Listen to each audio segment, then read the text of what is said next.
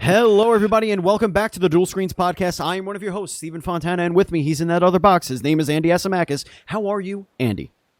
Dude, I went to work yesterday, and I don't like that at all anymore. Nope, I too can't went to do the it. office. It's dusty, and I don't like it. Just It made my eyes hurt. envisioning Nope. a 9 to 5, 40 hours a week, that has to change. I think if life gets back to some semblance of normalcy, that has to go away forever. Because yes, I felt my body was going through like withdrawal. Like, you can't. This is weird. You can't do this anymore. This feels wrong. This is wrong. it took 4 months of not doing it to realize, oh, this is why I'm miserable. Right. This is why I was terrible.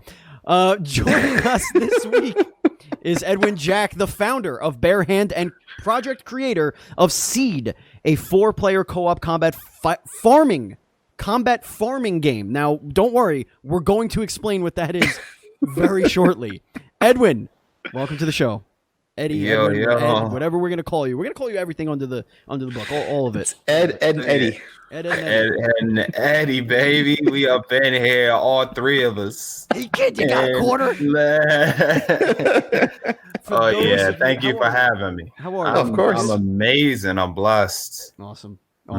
For those of you that are new to the Dual Screens podcast, just like Eddie over here, this is an interview show where we bring on an industry guest to tell us their story, whether it be a artist, a programmer, the creator from the ground up, a voice actor. It doesn't matter. You all have a story to tell, and we want to be the platform for you to do so.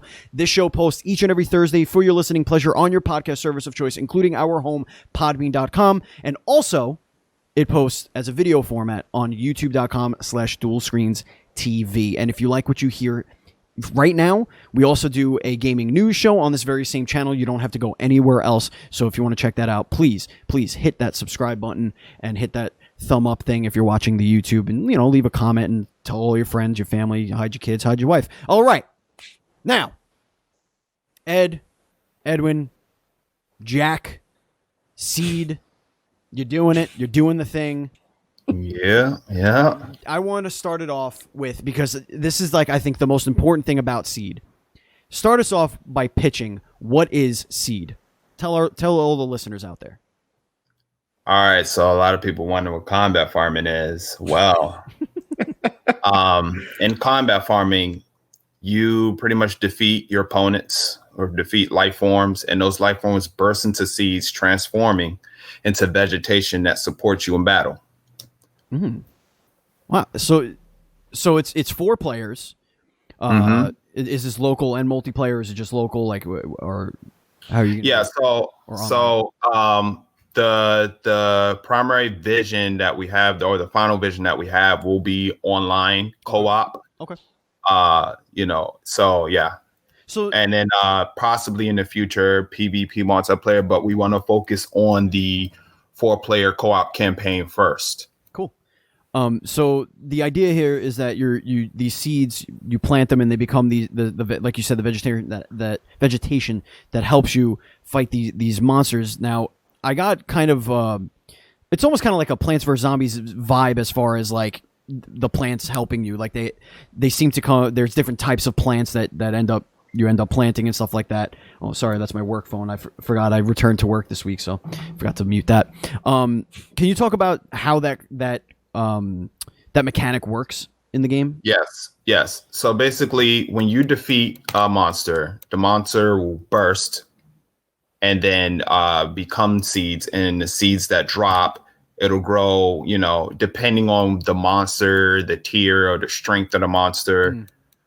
It'll grow, grass, or it'll grow a flower, or it'll grow a tree if it's a huge life form. And so basically what happens is that what grows from that, right now, the design of the game is that there are these sprouts, and you run to the sprout. You take your little boys, which are little creatures, and they run to the sprout and they nurture it. But we are switching the design into a more combat heavy action RPG format. Okay. Where each character will have, skills, abilities, their own custom loadout, items that are equipped. and basically what you have equipped will determine what will grow in battle, and that's the direction that we're headed in. The design right now, like the demo that people have played at PAX and whatnot, and in other events that we've been to, it has a tower defense element. Sure. From the sprouts. When you nurture the sprouts with the little boys, they grow into a turret that will shoot at enemies or that will drop health. We're still going to have those elements in the game, but it's not going to be, it's going to be more so 10% or 5% of those tower defense elements and more 90% of just heavy combat from, action RPG type format. The plants moving forward in the future will provide stat buffs, okay, cool, and things for your characters to make their combat even more fun. Why the change? I'm sorry, Andy. I'm curious. Yeah, sure. Why the change from the nurturing aspect to the more combat heavy action RPG? So the changes to, there were a lot of things that we were thinking about, like, customization of, your character, and because when people played, they were like, oh, like, is this all I can do? And, they would punch something, basically Steph has a punch, he can dive, and he can, shoot seeds from a little bush on his shoulders. And, we've had a number of people ask us that, like, oh, will he have more abilities? Will he level up in the game? And so, and then I've sat down with some like developer friends, people in the industry I've known for years. I've sat down with some friends who are very like, they're blunt to say. They're super blunt, transparent, like, bro, they'll say, bro, this sucks. Like, they'll tell me straight up. Wow. Yeah, like, but I had one of my friends, he said, bro, this is bad. He's like, he said it's kind of like a half booty tower defense and a half booty action RPG. You got to choose one. And I'm like, yeah, okay, well, let me hear more of your thoughts. And he was explaining, and I was like, that makes sense. Sometimes you go to conventions, people don't want to hurt your feelings, so they'll be like, oh, this is cool, and then they'll walk off. But then if you're like, hey, would you drop $20-$30 on this right now? They probably like, Right. So that's why we're still going to have that in there. There'll still be the nurturing, the attacks that the characters have will also nurture. It won't be, cool. It won't be like taken out. The nurturing will still be there. Some attacks will, do more damage, less nurturing. Some attacks will do more nurturing, but less damage. Cool.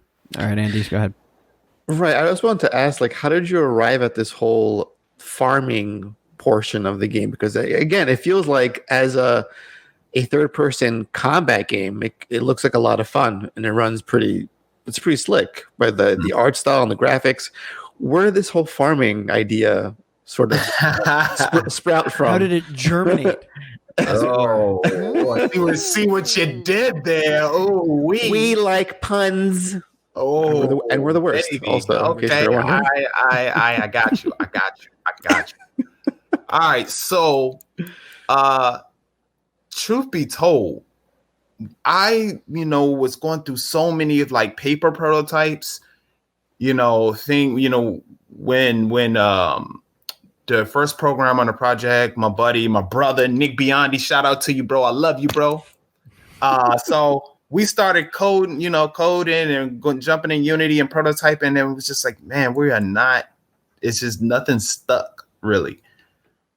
And my aunt was sick. She got sick around this time, and I went back to my mother's house to help her. My aunt had cancer.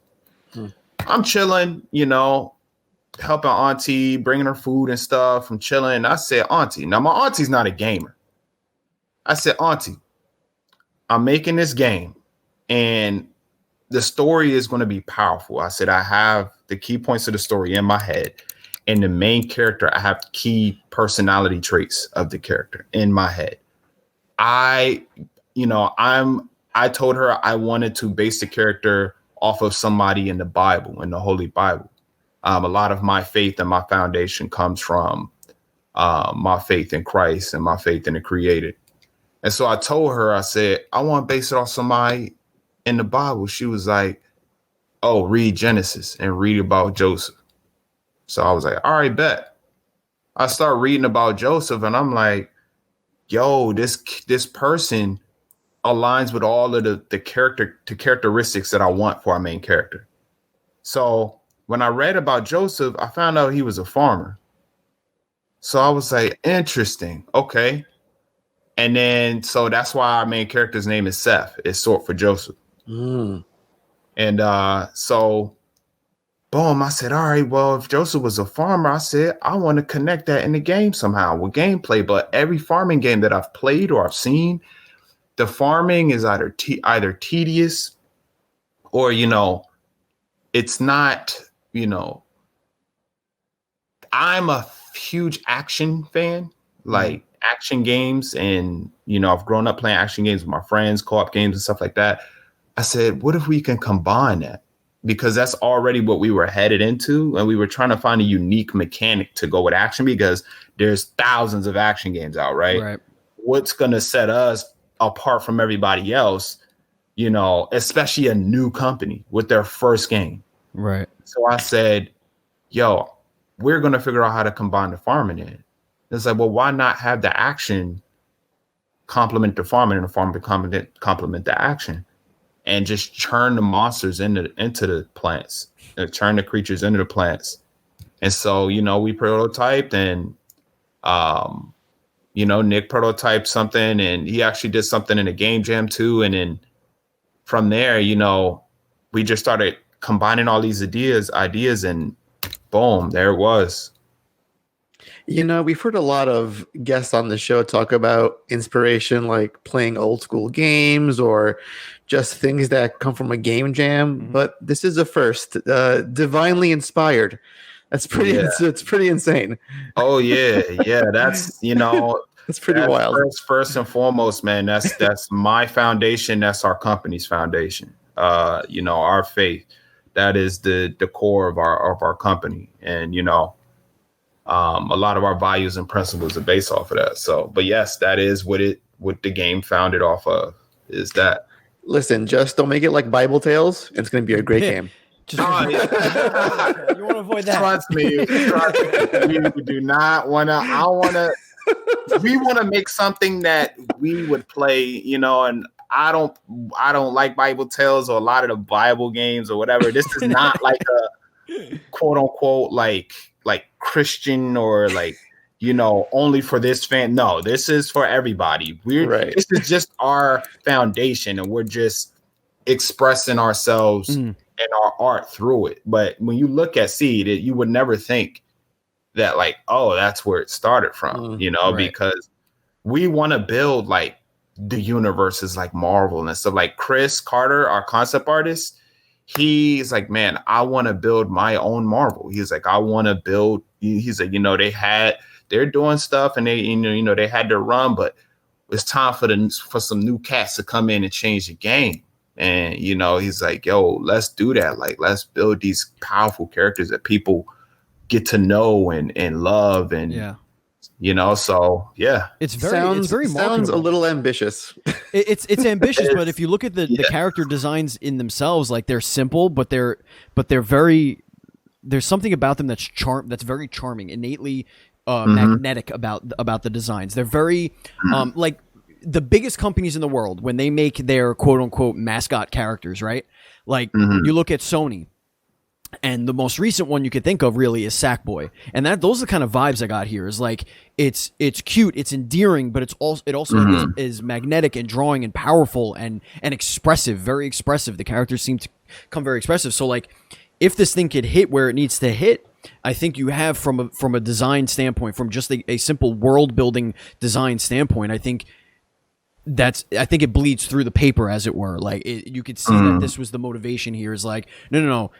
These are going to be these characters are going to be recognizable because of the way they're designed, the way you can market them, the way you look at them in the eyes, and the expression that you feel, the connection that you feel. Like when I first when I was taking a look at the Kickstarter campaign, you're like, the first thing you think you look at it, you're like, oh shit, that's really cute. That looks beautiful. That looks like a something that would be on TV. That looks like a cartoon, and like they're making this game of this cartoon. You know, like, I don't know if that's, and it feels like that must have been intentional at this point. Like when you say absolutely take that over, right? Yeah, absolutely. My background's in animation. That's what I was doing in the industry before I started Barehand. I was a 3D animator on projects on AAA and indie. Got it. And you know, I've always loved the animation in games and in film and in television. That's what started I'm like, oh man, look at like Cloud do this crazy like Omni Slash. Look at like, you know, freaking Batman, the animated series. Look at the Ninja Turtles and X-Men. And I'm like, yo, that looks dope. And I wanted to make that. I wanted to create characters that were relatable and you could connect to, and you see them doing cool stuff. So yes, that's had all of that stuff in mind. So what put you on the path to game development, aside from seeing animation that got you more into that realm? What made you switch from animation to full-blown game design? Well, I knew, the thing is, I went to school for game art and design bachelor's. The focus in that was animation, because I always knew that, you know, I wanted to do animation for games. So, you know, even when I was like in middle school and in high school, I'm like, I want to make my own games. Like, I always knew that as a kid. That's like all of us growing up. Yeah, exactly. Like, it's freaking cool, man. Like making video games like that, you know, and you rarely like meet people who are actually like making it and doing it and like, you know, and I said, man, I want to do that. But like, you know, I didn't know exactly the path to that. And of course, you know, what's everyone talking about in high school, your senior year, college. And I was just like, oh, I'm gonna go to college and I'm gonna learn, you know, game development, which I think there are multiple ways to obtain the education, especially now. You don't necessarily, you know, I'm not knocking college. College it works for a lot of people, but there are other resources out there to get sick at game dev. And but that's what I did. I went to college and I went through the 4 years of craziness and got my bachelor's, and you know, the base foundation principles of game development. And yeah. So growing up, you know, you playing games. Did you play a lot of co-op games? Did that have any sort of influence on why this game is a beautiful little 4-player co-op? I mean, that screams to me multi-tap and Nintendo 64. That's what that screams to me. It's like, is that where we grew up right now? Did we grow up on that little boomerang thing that you plug into that PlayStation? That's definitely where we grew up. And hold up, you mentioned the boomerang. How could you? You can't forget though. You can't forget the Dreamcast, man. Everybody, oh yeah, I got it right there. That system was one of the, you know, man, dude, that game has to be 4-player games that I can name that I have fun with. Like, yes, that's pretty much, yeah. It's like Power Stone, baby. That was my life.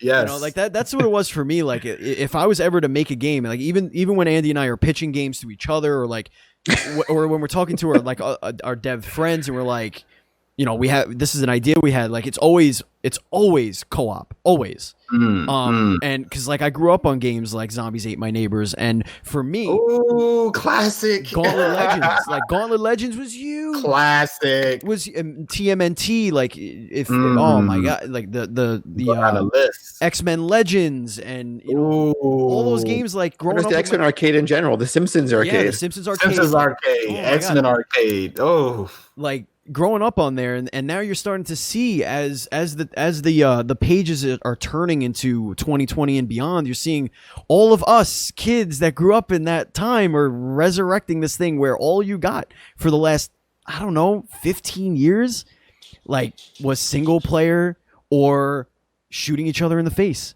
That's what we got. We got shooting each other in the face, and we got single-player games. Like, those are still good. They're still good. But everything else went away, if you notice. Like, everything else kind of went away. And then there's the indie renaissance, and now the AAA sphere is like, oh, wait, that's right.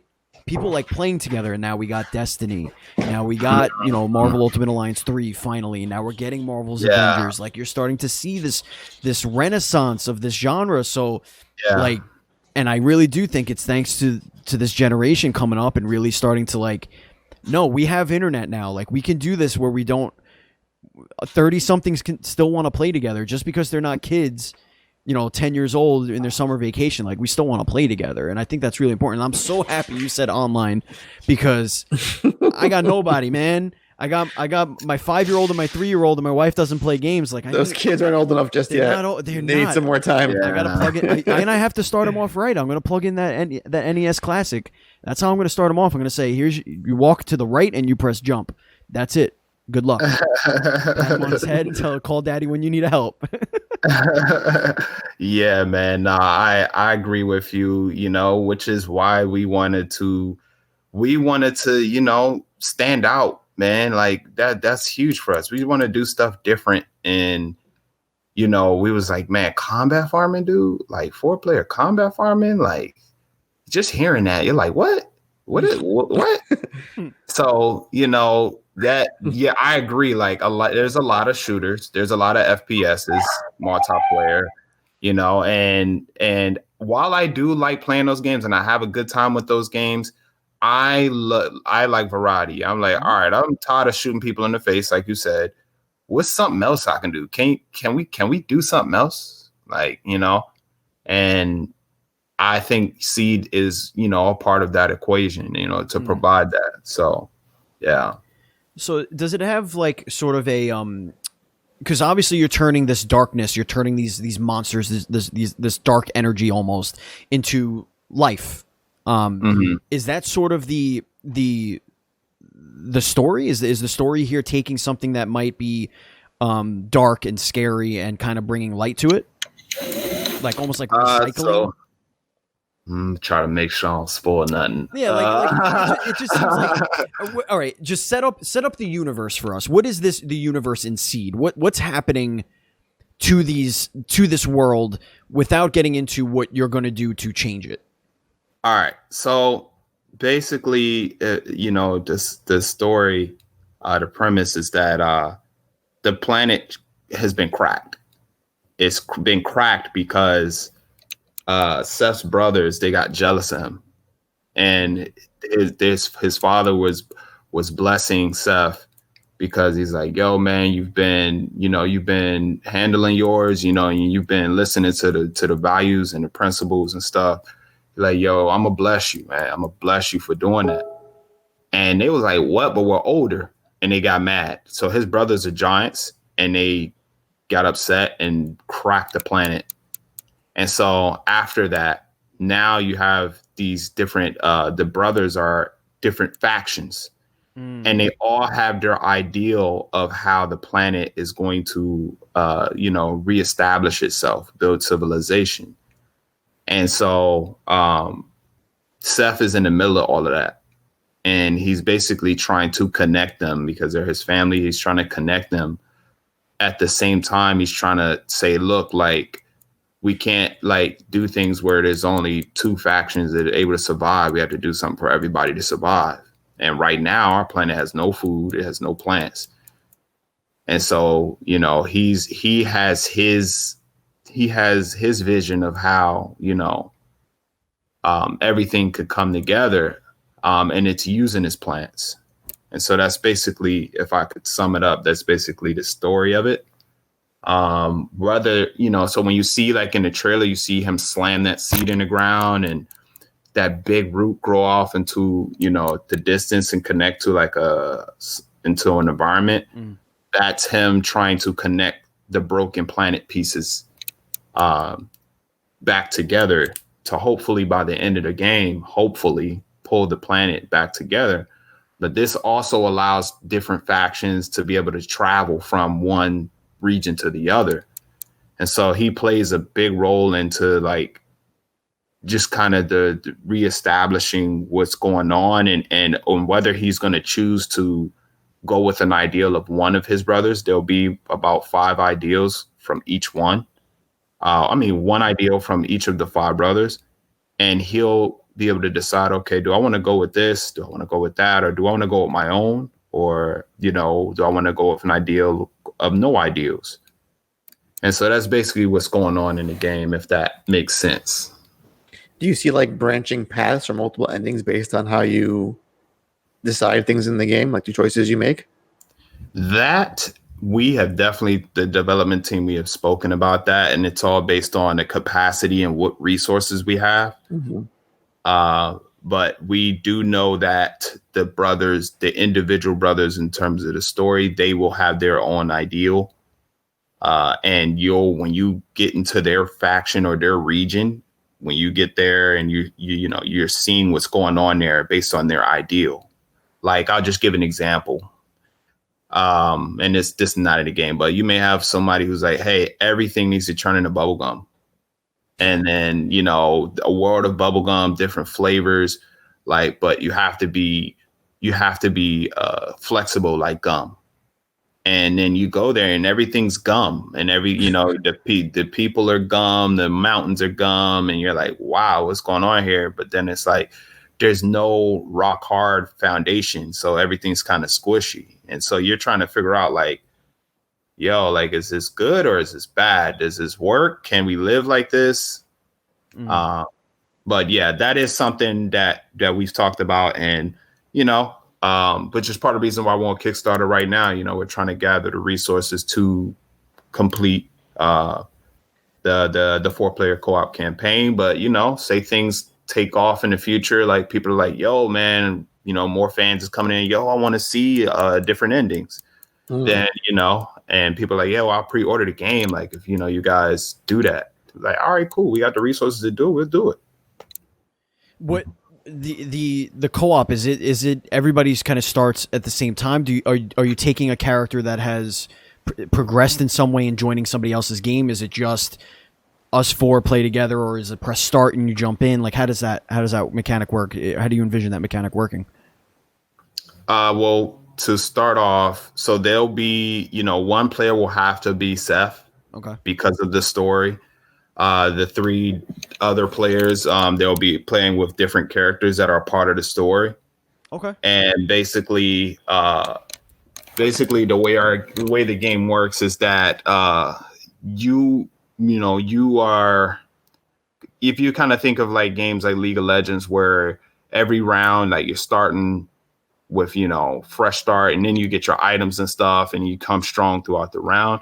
It kind of has a format like that because we want to create something that gives people the freedom to be able to jump in, jump out, okay, without feeling like they're left behind because they're level 1 and this person's level 200. And so we're designing a game. We're like, okay, how can we do that? And how can we also, like, for the players that spend their time in the game, like, it'll probably be more item and loadout based, where it's like, oh, you have these type of things and this is what'll grow because you have this equipped. So that's the format we're going with.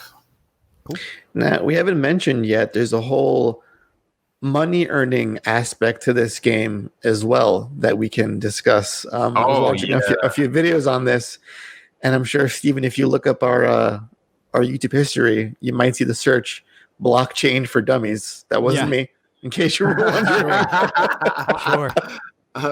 So if you want to go into that a little bit, that'd be kind of neat. Yeah. Man, I tell you, man, this is I think this is revolutionary. I think it's powerful because one word that makes a lot of people cringe when it comes to games is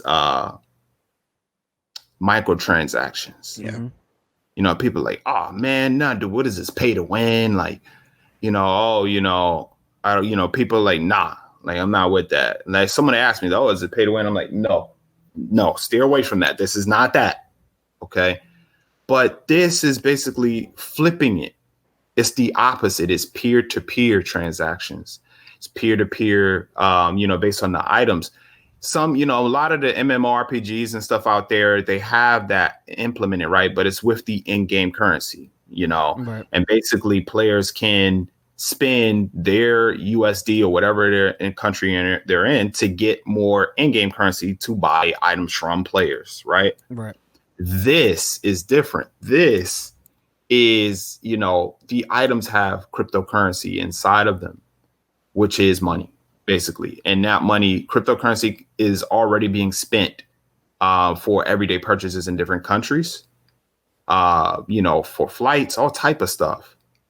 And we're basically saying, yo, what Uber did, Uber, they took something that was only available for like taxi drivers or, car transportation services, limousines, all that. And they decentralized it. They made it so that any person with a car could slap a sticker on their car that says Uber and go out and make some money. Unless you're in California. Yeah. Rip. unless you're in California. But I tell you, I drove Uber and I still drive Uber. I'm not gonna say still drive, but I'm still registered to drive. And I drove Uber to fund this game. I drove Uber I drove Uber to pay for 3D assets. I drove Uber to get us to conventions.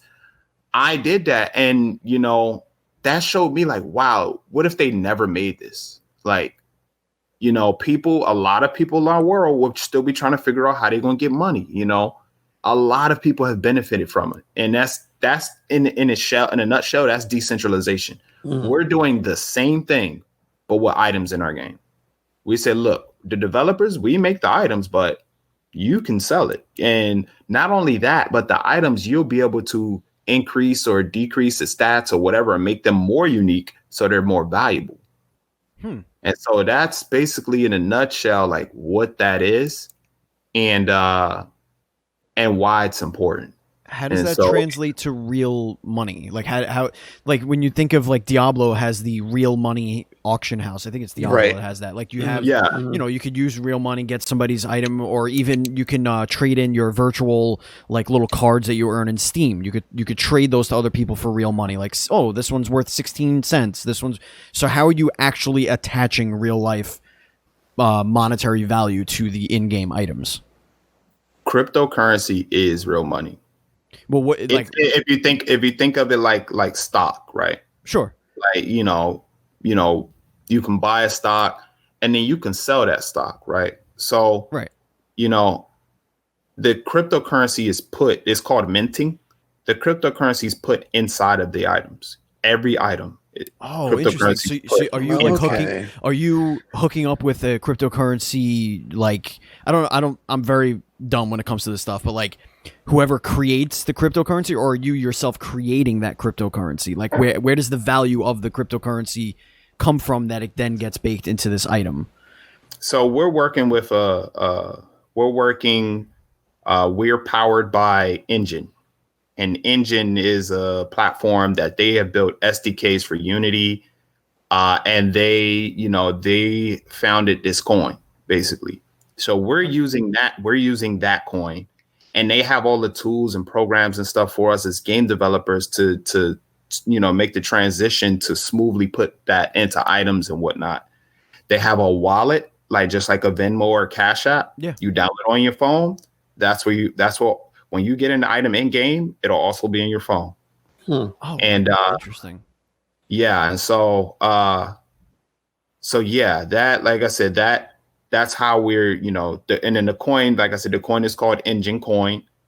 And the value of that coin will pick up or decrease based on, how it's moving and what, gamers are getting involved. Right now, people are still trying to grasp the concept of it. But I guarantee that I'm telling you, when people understand, like, okay, that's what that is. Because a lot of people are still kind of skeptical about it. And I was too. But then when I sat down and listened to it and I researched it, I was like, oh my God. Like, this is freaking amazing. This decentralization. And the game industry is a multi-billion-dollar industry. Like, more gamers should be able to get opportunity from that. So yeah, that's basically what that is and what we're doing, with those items. is the marketplace for which the players are going to trade and interact with those items strictly in game, or is that something that's going to happen off game? Like you said, it goes in your phone. Is that something that you can do that has nothing to do with Seed, or is it always just the items and you're trading these items and then you can? It'll be both. Okay. So right now, with our capacity, what's going to happen is that it's going to start off where people will just get the items. They won't be able to sell or trade on the game until we, as a company, have the capacity to do that, because we want to make sure that it's secure and that people aren't getting, ripped off and stuff. Right now, Engine, through the tools and stuff, and the app that on the phone, that stuff is secure. They've already established that. They've put the hours and the team into that. That stuff is established, so we feel more safe using that first until us as a company can make it in-game, peer-to-peer marketplace, pretty much. Cool. Yeah, I mean, that all sounds great. As long as the focus is still on making a fun action game. Oh, absolutely. I'm here for it. Oh, yeah.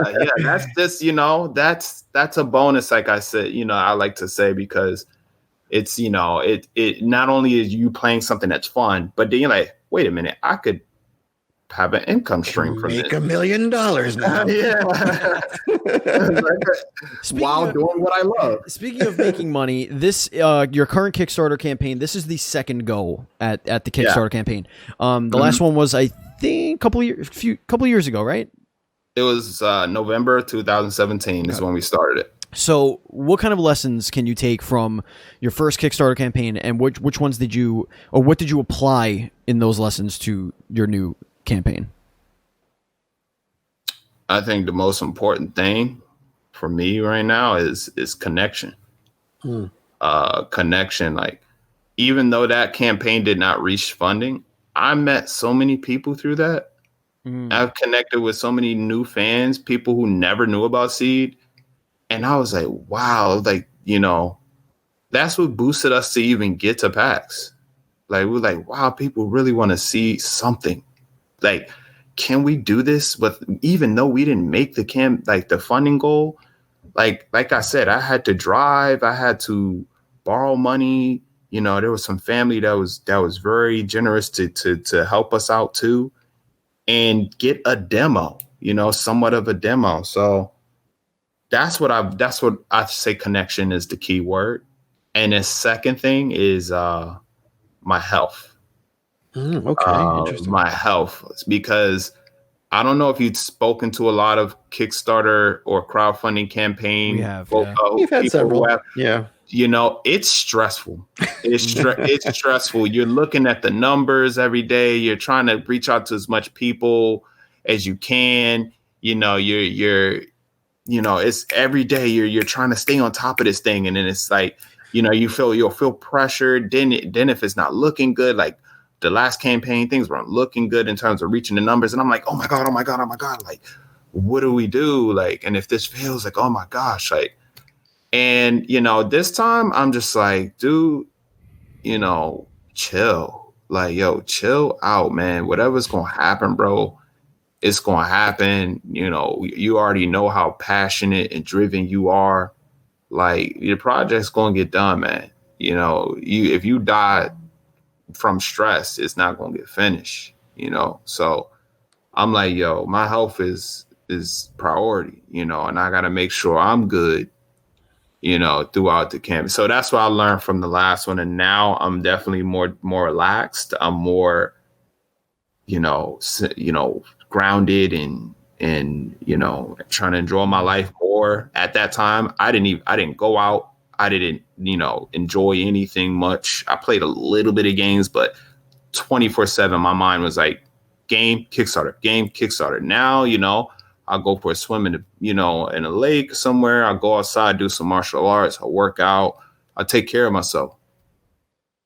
Yeah, listen, you're talking to two guys who have a podcast that releases 2 episodes a week, a YouTube channel.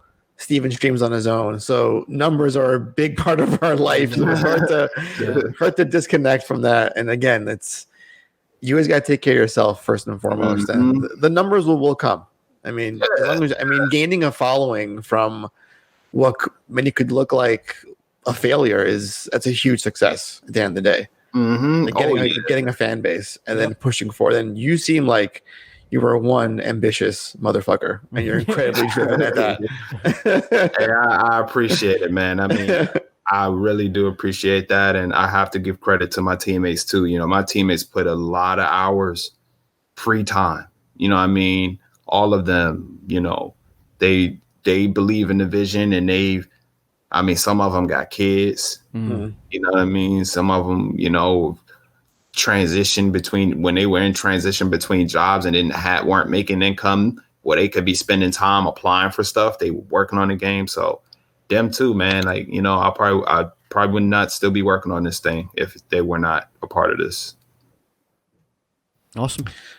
I think that's a good place to end the serious stuff. This yeah. It's time to get a little silly. All right. It's time to get a little silly. Folks, it's time for everybody's favorite segment. Everybody's favorite segment. Each and every one of you, it's your favorite segment, and I know it. It's time to get into some rapid fire, Andy.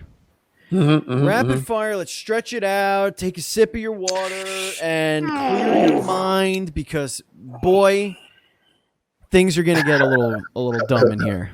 All right, Get a little spicy. We're gonna get a little spicy. We're gonna start with one of our favorite questions to ask. It's something we've asked almost all of our guests. Okay, actually, we have asked all of our guests. We're gonna start. It's a simple yes or no question. Okay. Pineapple on pizza, yes or no? Yes. Okay. All right. Would you rather have the power of flight or invisibility? Eesh. Flight. Okay. Would you rather be able to go back in time anywhere to any time, or to instantly teleport to anywhere in current time? Instantly. Oh, hold on. Time travel back and forth. Time You travel. can't go from present to future, but you can go from present to past and then back. Dang, man, there's so many people I want to meet. Dang, but then I can meet. You know what? I'm gonna go with instantly teleport anywhere. That's fair. That's fair. If and when you purchase your first yacht, what would you call it? What would I call it? I will call it the Final Beam. All right. All right. If you got punched cannon. into a bunch of seeds, what plant would grow out of you? Ooh. Oh, I will grow into a cocoa tree. Nice. Yeah, cocoa. What supply in your house is running low right now? What supplies are running low? What do you need to go shopping for? Chia seeds. Okay. I wasn't thinking that at all. Yeah. I was like, the usual toilet paper, milk, eggs. No, geez, Right. Cool. Is cereal a soup? Oh man, is cereal a soup? No, it's not. I'm a cereal fanatic. I'm a cereal head, man. That's one thing I know about. I'm a cereal head. Well, then, if you could only eat one cereal for the rest of your life and no other, which one would that be? One that's out or one that's like, oh, listen, if it was back in the day, no longer a thing, discontinued, oh god, you called due to poisoning or health reasons. I probably have cavities that I've gotten filled because of this cereal, but I don't care. I loved it, and it's the original, not the one they got now, but the original Waffle Crisp. Oh, okay. Waffle Crisp. Yes. Yes, the original Waffle Crisp. Oh, baby. No, Everyone used to say when I got on the bus as a kid, like, someone had pancakes this morning? I'm like, no. That's the waffle crisp. That's my molars, man. That's the shit stuck in my molars. Yeah. This is mine. Okay. Offset thumbsticks or inline thumbsticks on your controller? What do you like better? Offset thumbsticks or inline? Do you like that thumbstick? Or do you like our classic dual This shot? other thumbstick. You like these? Oh, I like that. Yeah. You like that PlayStation? Okay. PlayStation, yeah. Keep that shit in line. Got it. Yeah, inline, yeah. Mm-hmm. What is the best co-op game of all time? Do I have the Jeopardy music? These are loaded ass questions. I can see you. Oh my god. Melting and falling apart right now. It's like I should have agreed to do this. That's co-op game, dude. Oh my gosh. Damn. It's so many, but co-op. I'm gonna have to say, okay. This is probably part of my favorite. It's a fighting game though, but it's you team up. Okay. I'm gonna have to say Melee, like Super Smash Brothers Melee. Oh, Okay. Okay. Like if you ever Interesting. watch like some sick doubles tournaments, Uh-huh. like it's you two guys or two women or whoever versus two, and the amount of thinking and stuff that you have to do and the mechanics of that game is probably one of the best like cooperative. It's between that and Turtles in Time. Oh, great. Okay. Turtles in Time, man. Woo. What Ninja Turtle are shit. you? Ooh. Donatello. Oh, Ooh. hey. Got a You weird are my machine. soulmate. You're my soulmate. Donatello. Come on. He's a genius. He's nerdy. He's reliable. He's reliable. He can fight. Like He's come loyal. on. Yeah. He's the Yeah. full package. He doesn't Yeah. need a sharp object. He Right. just got give me a stick. I'll take care of business. I take care of business. That's it. And Corey Feldman. You can't go wrong with Corey Feldman. Yeah, of course. Of course. If Yeah. you could swim in any liquid, what would it be? Not water. Yeah, aside Not from water, water. obviously. Aside from water, if I could swim in any liquid, Liquid gold. magma's not a. No. Let's see. Any liquid. Man. Liquid. I mean, it could be like cheese, ranch dressing, barbecue sauce, whatever comes to mind. Leftover waffle crisp milk. Your favorite soup. Oh my or soup, Yes. I'm gonna have to say. I mean, tea. I don't know. Tea. That's probably good for the skin.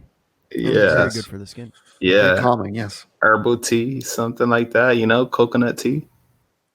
So I don't know if your characters in Cede have voices. I don't know if that's kind of a thing. But if you could have one actor play the voice of Seth, which actor would you pick? Oh man. Any actor in the whole world. Yeah, you gotta go big or go home. Dang.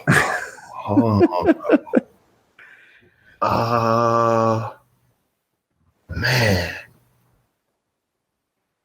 One actor for Seth. Shoot, that's tough. That's tough. I'm gonna have to say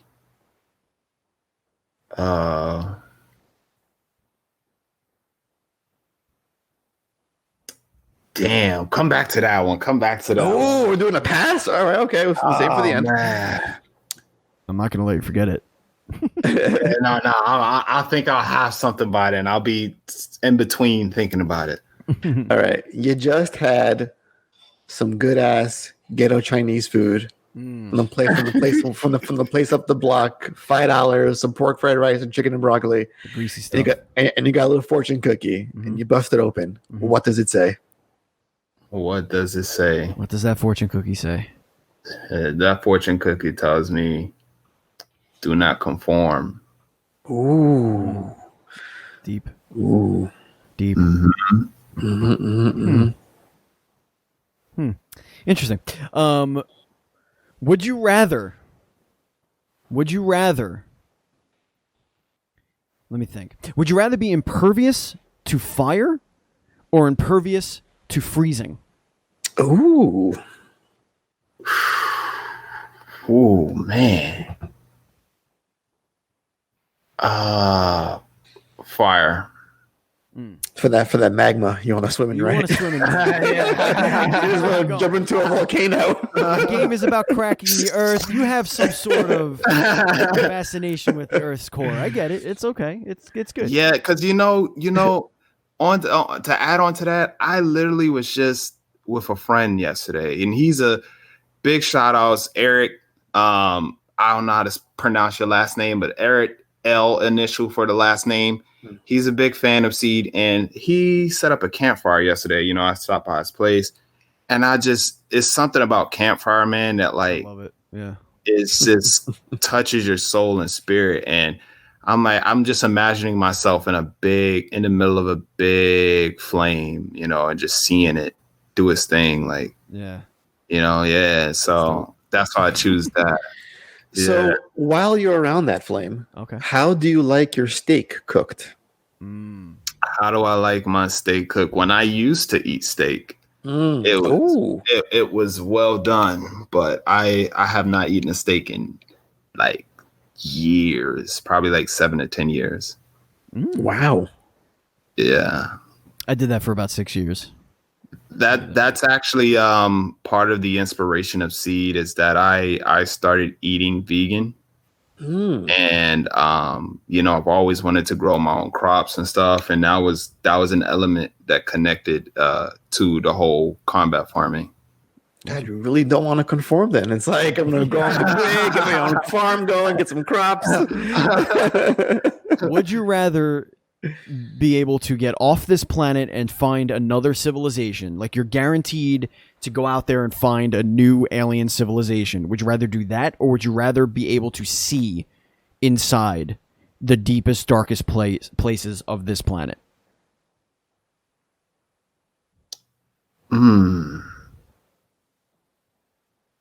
The deepest, darkest place. I would have to go with deepest, darkest places of this planet. Like, you know, like the places out in the ocean that like they say like you can't go beyond. Like, yeah. I'm like, you know, but I have to have the ability to see though. I got to be able to like. No. It's safe. It's guaranteed that you're gonna see it. There's no issue. It's like, okay, you know, like you can go to the very core of the earth and see what the core is. You know, like, is it metal? Is it what? Like, we don't know. We don't know what it is. Is it magma? Is it Lucky Charms? Right. Is it, or would you rather go to the stars and see like some other world that we didn't know existed or whatever? Like, I always found that when I was a kid and people said, oh, we can't go far down the ocean because of the pressure. And then I'm like, okay, well, what does that mean? Like, what does pressure mean? Like, why? Sounds like bullshit. Like, when you think about it, you don't, like, as a kid, you don't understand what they're talking about with pressure. We just think it's like some abstract thing that it just hurts you. And like, when you go in a pool and you go to the deep end and you feel that pressure in your head and you're like, oh, the pressure. And you're like, well, what is that pressure? And then as you get older, you realize, oh, they mean the physical weight of the water crushing your body. That's what they mean by pressure. They can't make submarines strong enough to get to those deepest parts because the literal weight of the earth, water, will destroy that vessel. And that right there is like mesmerizing to me. I don't know why. I've always thought that was fascinating. Like, the actual physical cubic, like the sheer massiveness of the water would destroy you. To me, it's more like what can survive down there that would crush things, Andy. Would crush most things down there, right? The Kraken, the megalodon. You know, there are some whales with enough blubber to make it so that they can go down there. Jesus Christ! You guarantee it, man. It's crazy. I'm getting there. This quarantine weight ain't agreeing with me. All right, it's coming, Andy. Let's get a one more question from you. I'll ask one more. Yeah. Then you ask. We're gonna go back to when you passed before. Back to the past. Yeah. I think I got it. When was the last time you hugged someone? The last time I hugged someone what's today? It's Wednesday. It's Wednesday. I think they left. It was Saturday, August 15th. Yeah. Saturday, August 15th. Very nice. Mm-hmm. And who was it, if you don't mind me asking? Is a very, very special friend in the community of Lawrence. She very great person that, you know, works for this organization called Lawrence Community Works. And you know, she like does a lot of great work in the community for like providing housing opportunity for like entrepreneurs and artists in the community, just all type of things. And you know, she's really been supportive of Cede and Barehand and stuff. And I'm actually house watching for her while her and her son are on vacation. And also it's kind of helping me because I'm trying to figure out my living situation right now. And so, you know, she's just been helpful with that. So awesome. Yeah. Deserves all the hugs. It sounds like, well deserved hug. Yeah. So, you know, she was going off to vacation. I was like, yeah, I'll take care of the house and give her a hug. And yeah. Okay. Now, if you think we broke your brain before, first of all, tell us your answer. Who's the actor you want to play Seth? And then we're really going to break your brain with the final question of the show. Okay. So the actor to play Seth is I don't know the guy's name. It's the guy who played Miles and Spider-Man. Oh, Into the Spider-Verse. Yeah. Into the Spider-Verse. Let me see if I can find him. Hold up. Yeah, I'm awful with actor names. Let's like see. Some of my favorite actors, like I blank. Spider-Man, Man, Into the Spider-Verse. Miles. It's a great choice. It's a great movie. Yeah. Okay, his name is I think his name is Shameik Moore. Okay. Yeah, Shameik Moore. It would be Twitter, him. it's Adam right now. Oh, hell yeah. Yeah. I would go with him for Seth. At first, we were like, when we started off with Seth, we were like, oh, you know, he might have like a deep voice, you know. So I might have chosen like Michael Jai White for him. But based on the new design that we have, which we're going to be posting up on our social channels and on the Kickstarter, you know, Chris, the personality that he's given him and the features, you know, we changed his design and his character. So cool. Yeah. All right. So if you thought we broke your brain already, we gave you tough questions. You have no idea what you're in for right now. Like this would be. Oh boy. This is the pinnacle of all questions. Every time. Anything you could be asked. It doesn't.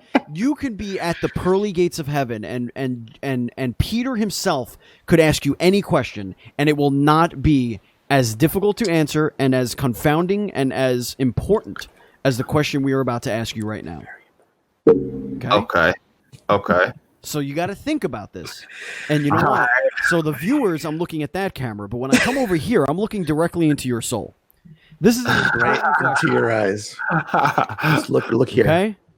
All right. Here it is. It's a this or that answer. Okay. Andy or Steve? Andy or Steve? Andy or Steve? Or this guy. It's very simple. I got the cat with the mask on, you know? That sounds like not to pick you. I mean, I'm gonna go with the Steve. I'm gonna go with the Steve. There it is. Another one in the W. Congrats! You snapped like a four. It's been a while. Podcast losing streak. It's been a while. I needed that. I gotta get you on suicide watch if you pick me today. I needed that win. Anyway, man, this was awesome. It was great to get to know you. I just feel awesome having met you and talked to you and got to know you. And you've got a backer in me. I'm gonna head over to that page and I hope, that's right. I already backed you and you didn't pick me. Well, see, I should have mentioned that before. Here's the thing. Full disclosure, listeners. Hold on.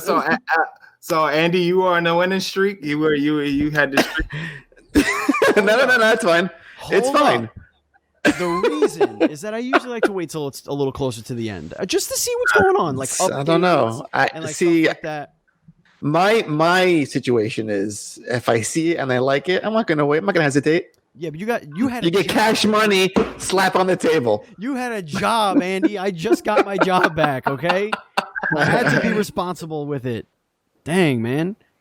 Folks, this has been the Dual Screens Podcast. Thank you so much for watching. Thank you so much for listening. If you're using only your ears, thank you so much. If you're using both eyes and ears, well, thank you for being here. If you're watching on YouTube, hit that thumbs up, hit that sub button, throw a comment in the thing below, all that fun stuff. And if you want to support us with your hard-earned cash, we have a Patreon. You can go to patreon.com/NDS podcast. Just like our two Patreon producers, FNH Paul and Colton the Apprentice Nestler. We cannot continue to grow without all of your support. Thank you so very much for doing so. We are actually recording the August bonus episode tonight for you to listen. And if you support us for $1, you get into our VIP Discord where we hang out with indie devs and each other. And we just talk all day about nonsense, make fun of each other, and just have a great time. You get to vote on the topic for the bonus episode for each month, and you get the audio of the bonus episode each month. So just $1, you get so much. So go right over $1. We wanted to give a special thanks to Bradley Parsons at Train Sound Studio for our theme song, Retro Chatter. Thank you, Andrew Douglas, for all of our cartoon art, and thank you, Matt Murray, for our overlay and our logos. And thank you, Edwin, because this was awesome. You were an excellent guest. You were awesome to hang out with. And I want you to tell everybody right now where they could find everything about Cede, the Kickstarter, the company, everything. All right. So you can learn more about Cede on our website, barehand.co. You can also, we have a YouTube channel where we post content. You just type in, search Barehand Cede, and you'll see, some of our videos pop up. Twitter, Instagram, they're both called It's Barehand, ITS Barehand, BAREHAND. The Kickstarter, you search it up on Kickstarter is Cede, 4-player combat farming game, 4-player co-op combat farming game. So you find that on Kickstarter, and that's CEDE. CEDE, to get all the confusion that way. Yeah, CEDE. It's CEDE. That word, we chose that because it's connected to the story. But it's a play on words because you're planting seeds, so I'm sure you got that. And if you want to hit me up, man, I'm like I said, my key word for this campaign and just moving forward is connect. So you want to hit me up, you can hit me up at Edwin, EDWIN, at Barehand, BAREHAND.co. That's my email. So, if you want to chat or, have questions, hit me up. We also have a Discord link on our website that you can click and join in our Discord and, talk to the fam. Awesome. Okay. Awesome. And folks, if you want to follow us on social media, we are at NDS Podcast. I'm at Batchild27, and Andy is at Pants Guy, and that is going to do it for this show. Andy, is there anything you want to tell the kids before we go? I mean, I could announce next week's guest, but you know how it is. It's again the Battle Royale, unless we have the one confirmed that we were talking about recently. But we'll wait on that. We'll wait on that. Stay tuned to Twitter. Right. For an announcement.